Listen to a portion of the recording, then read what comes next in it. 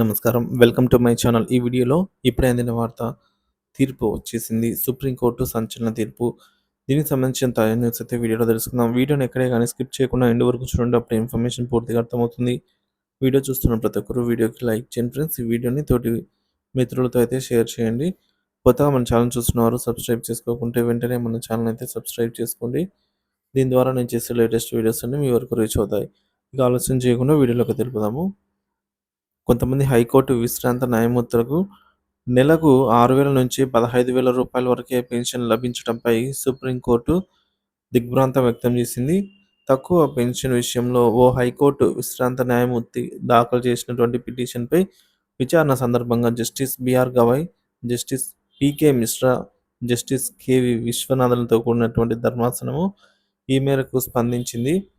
13 ఏళ్ల పాటు జిల్లా కోర్టులో జ్యుడిషియల్ అధికారిగా పనిచేసిన అనంతరం అలహాబాద్ హైకోర్టు న్యాయమూర్తిగా పదోన్నతి పొందిన తనకు 15,000 పెన్షన్ వస్తున్నట్టు ఆ పిటిషనర్ సుప్రీంకోర్టు ధర్మాసనం దృష్టికి తీసుకెళ్లారు. పెన్షన్ లెక్క కట్టే సమయంలో జ్యుడిషియల్ సేవలను పరిగణనలోకి తీసుకునేందుకు అధికారులు నిరాకరించారని పేర్కొన్నారు. 6,000, 15,000 పెన్షన్ పొందుతున్న హైకోర్టు విశ్రాంత న్యాయమూర్తులు మన ముందే ఉన్నారంటే దిగ్భ్రాంతకరం. అదెలా సాధ్యం అని సుప్రీం ధర్మాసనం వ్యాఖ్యానించింది. న్యాయమూర్తుల పదవి విరమణ అనంతరం ప్రయోజనాలు ఒక్కొక్క హైకోర్టులో ఒక్కొక్కలాగా ఉంటాయని, కొన్ని రాష్ట్రాలు మెరుగైనవి అందించాయని జస్టిస్ బిఆర్ గవాయ్ అయితే పేర్కొన్నారు. అనంతరం ఈ కేసును నవంబర్ 27వ తేదీకి అయితే వాయిదా వేసింది.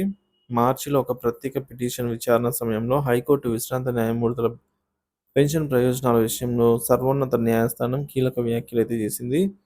హైకోర్టు రిటైర్డ్ జడ్జీల ప్రయోజనాలను లెక్కగట్టే విషయంలో వారు బార్ నుంచి పదోన్నతి పొందారా లేదా జిల్లా న్యాయ వ్యవస్థ నుంచి పొందారా అనే దాని ఆధారంగా అయితే వివక్ష ఉండొద్దని కూడా పేర్కొనడం జరిగింది. సో మొత్తానికైతే ఈ నెల 27కి అయితే తీర్పును వాయిదా వేసింది ఫ్రెండ్స్.